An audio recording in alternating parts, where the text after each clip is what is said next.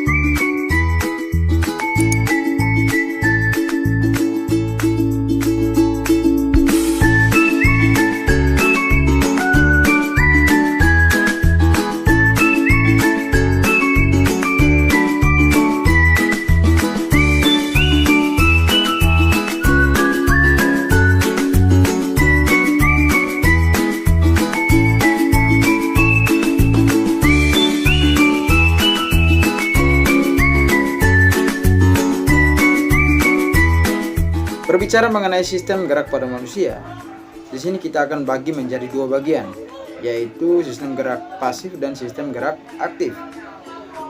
Tentu di sini kita sudah bisa melihat perbedaan antara gerak pasif dan gerak aktif, di mana sistem gerak pasif itu merupakan sistem yang sebenarnya tidak bergerak atau hanya ikut bergerak atau digerakkan. Sedangkan sistem gerak aktif adalah sistem yang sebenarnya bergerak. Di sini sistem gerak aktif akan menggerakkan sistem gerak pasif. Nah, di sini tentu kita sudah mempunyai bayangan yang mana termasuk ke dalam sistem gerak pasif dan yang mana termasuk ke dalam sistem gerak aktif. Tentu yang termasuk dalam sistem gerak pasif itu adalah tulang. Nah, apa yang akan menggerakkan tulang? Di sini ada otot. Otot yang akan bekerja untuk menggerakkan tulang. Maka otot termasuk ke dalam sistem gerak aktif. Baik, di sini sudah ada tulang dan otot, di mana tulang merupakan sistem gerak pasif dan otot termasuk dalam sistem gerak aktif. Baik, adik-adik bisa perhatikan gerakan tangan kita, gerakan leher kita bisa memutar ke segala arah. Ini terlihat seperti engsel. Di sini ada dua tulang, ada lengan atas dan juga lengan bawah. Nah, di sini sepertinya ada yang menyambungkan kedua tulang tersebut. Ada yang menyambung kedua bagian tulang tersebut, sehingga bisa digerakkan seperti ini. Adik-adik bisa bayangkan, seandainya hanya ada satu tulang, apakah kita dapat bergerak ke sana kemari, berjalan, menunjuk dan lain sebagainya, mengangkat, melakukan aktivitas? Tentu kita tidak dapat melakukan itu karena hanya ada satu tulang. Nah, ini disebut dengan sistem dari tulang, yaitu sistem rangka manusia, di mana dalam sistem rangka manusia itu terdapat rangkaian antara tulang dan sendi yang memberi dukungan bagi makhluk hidup untuk dapat bergerak. Sehingga di sini kita ketemukan satu lagi, yaitu sendi, di mana sendi itu merupakan tempat bertemunya dua tulang atau lebih. Baik, di sini dalam sistem gerak manusia ada tiga hal yang mendasar, yaitu ada tulang, sendi, dan juga otot. Di mana tulang dan sendi itu merupakan satu kesatuan dalam sistem rangka manusia. Ini merupakan sistem gerak pasif, sedangkan otot itu merupakan sistem gerak aktif. Nah, mengapa demikian?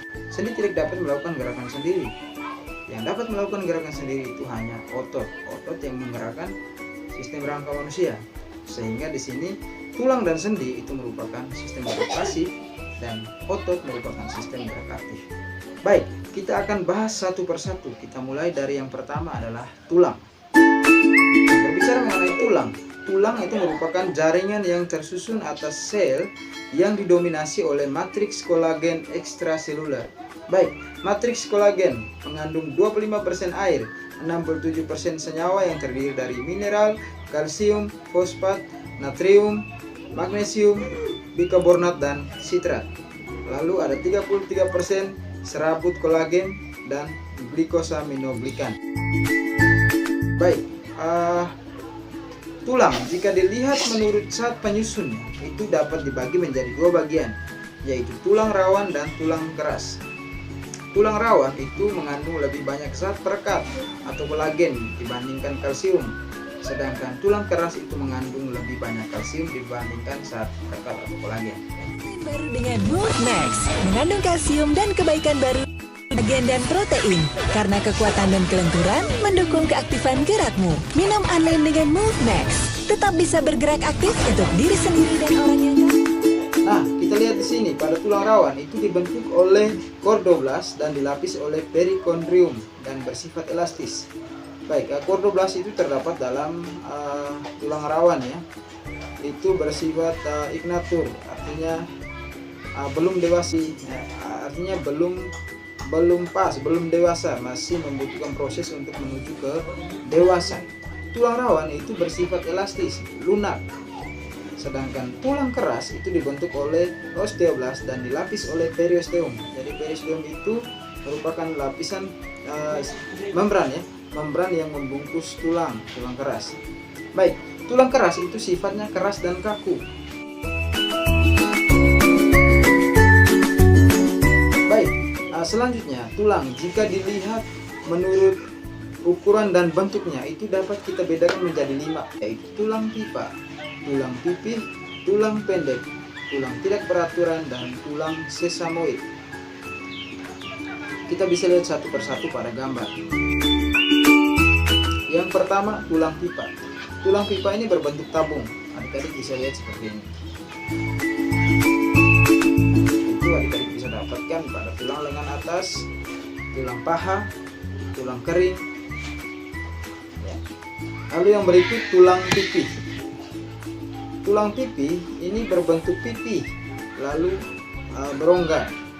Contohnya seperti tulang rusuk, kemudian tulang belikat.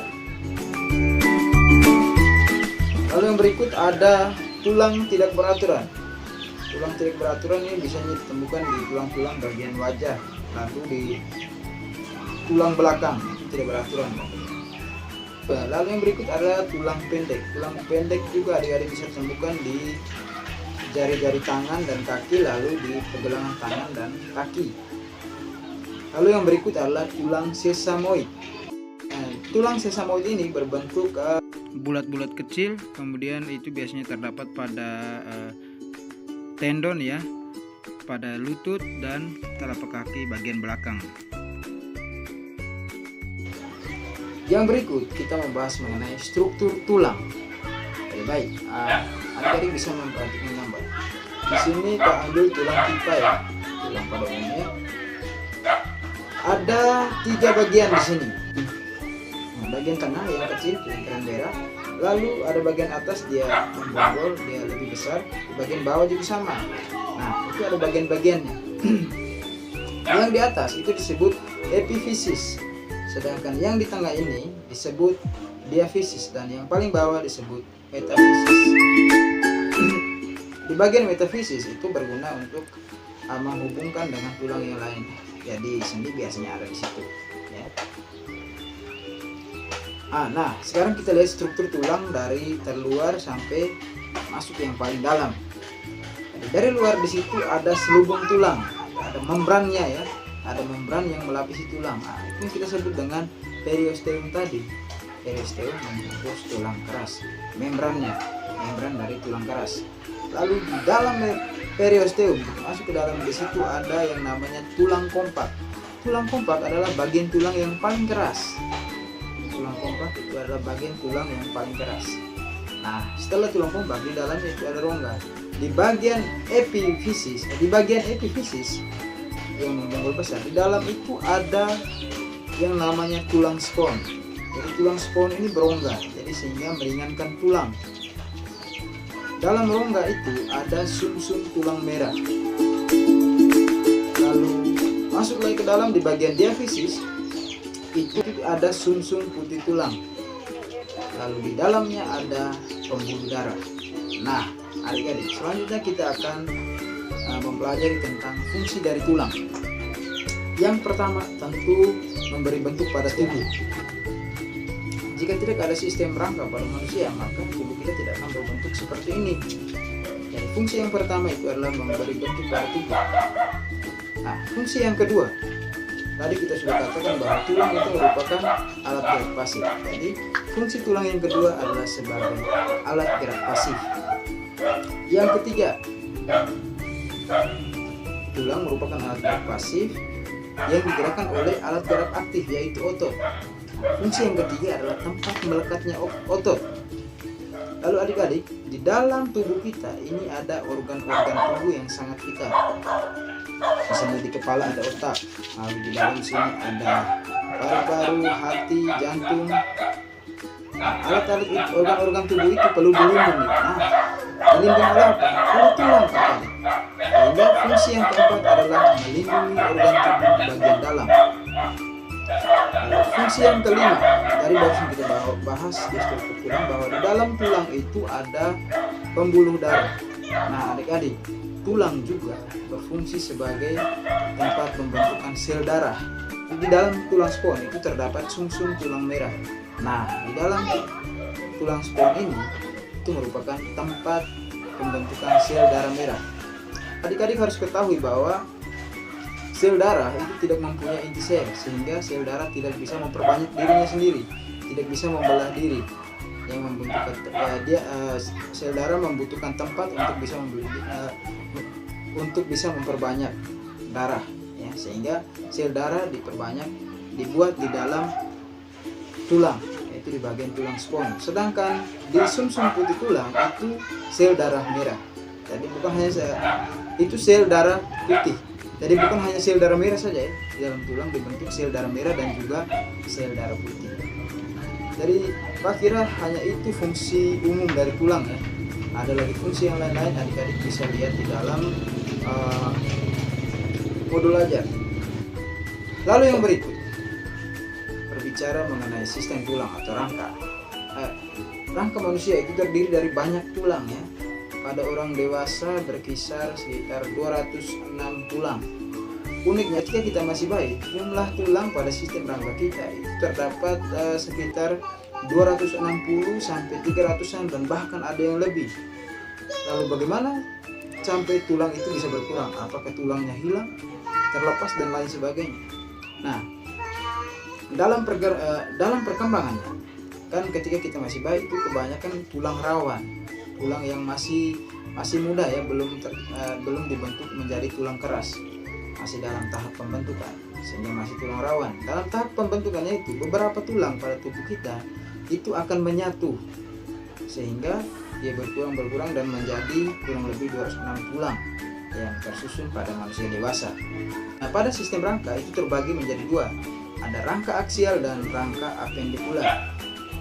Jadi rangka aksial itu memberi postur pada tubuh. Jadi ada tulang tengkorak, ada tulang belakang, tulang dada dan juga tulang rusuk. Lalu bagaimana dengan tangan dan kaki? Itu disebut dengan rangka apendikular. Rangka apendikular ini kita bisa sebut dengan rangka tambahan. Mengapa demikian?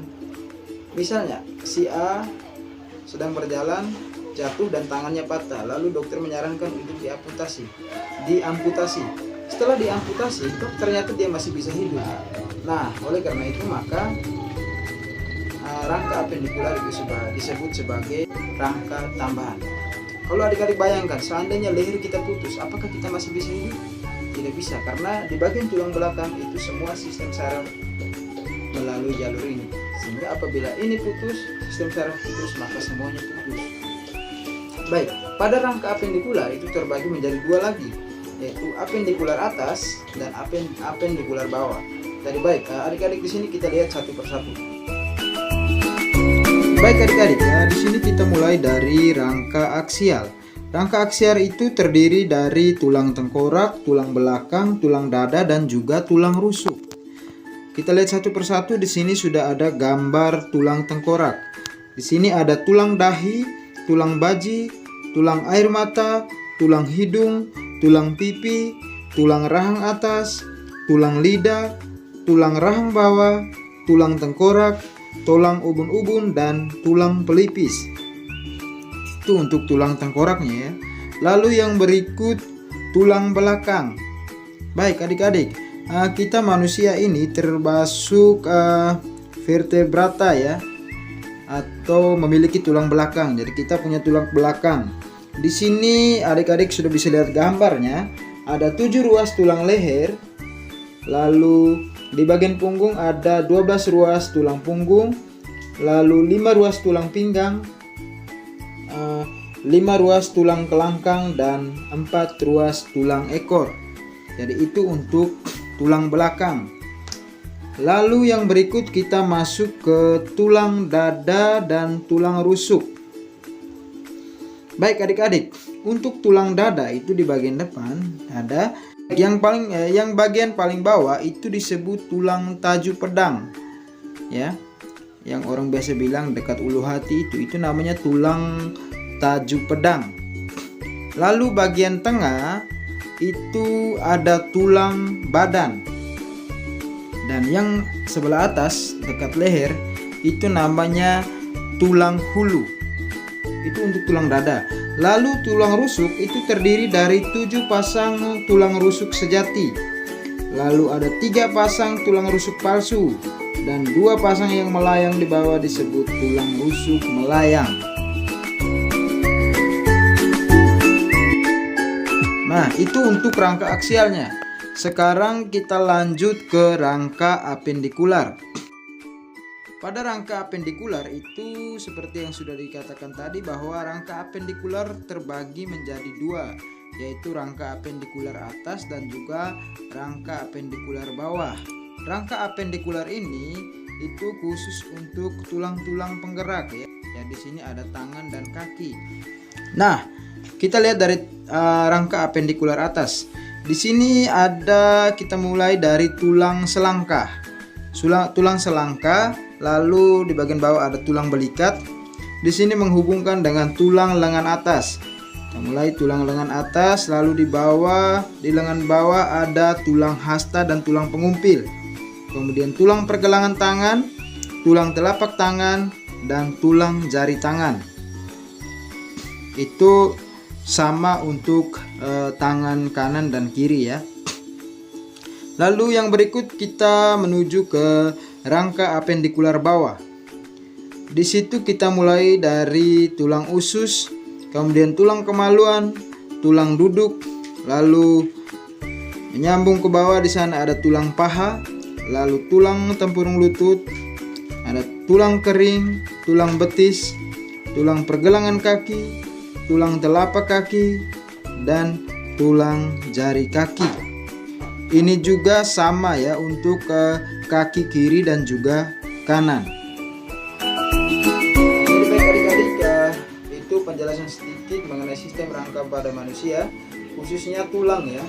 Hari ini kita baru belajar mengenai tulang, belum sendi dan juga otot. Itu akan Pak buat pada video yang selanjutnya. Pak harap dengan adanya video ini membuat adik-adik bisa lebih mengerti dan lebih memahami pembelajaran kita mengenai sistem gerak pada manusia, khususnya tulang.